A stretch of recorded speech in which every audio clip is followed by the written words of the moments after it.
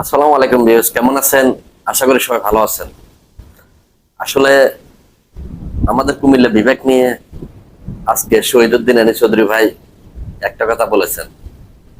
উনি কথাটা বলছেন একটু ক্রিটিসাইজ করে। যেমন বলেছেন, কুমিল্লার এক নেতা জাকারিয়া সুমন উনি এসেছে আমার কাছে কুমিল্লা বিভাগ চাওয়ার জন্য। আমি এখানে লিখে দিয়েছি নোয়াখালী বিভাগ চাই। আসলে আপনারা কিন্তু নোয়াখালী বিভাগ চান, আমাদের সমস্যা নেই, কিন্তু এখানে আমার একটা প্রশ্ন রয়েছে। আপনি বলেছেন কিনা 10 গুণ কুমিল্লার সাথে আপনারা নাকি 10 গুণ উপরে আছেন। আপনারা নোয়াখালী বিভাগ চান, আসলে নোয়াখালী বিভাগ চান, আপত্তি নেই।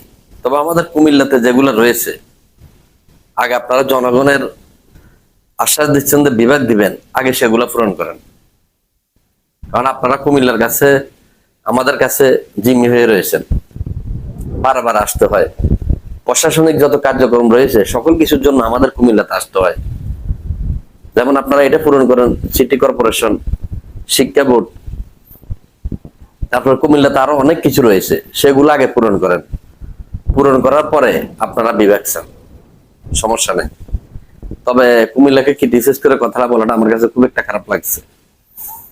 কারণ আপনি বলেছেন কুমিল্লার এক নেতা জাকারিয়া সুমন উনি এসেছে আমার কাছে কুমিল্লা বিভাগ চায়।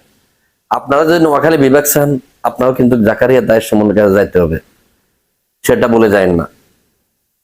আর আমাদের কুমিল্লা সকল দিক দিয়ে বিভাগের যোগ্য, কারণ কুমিল্লা কোনো দিক দিয়ে আপনি ঠেকাতে পারবেন না।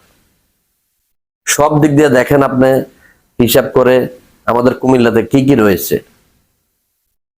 এমন কিছু নেই আমাদের কুমিল্লাতে নাই।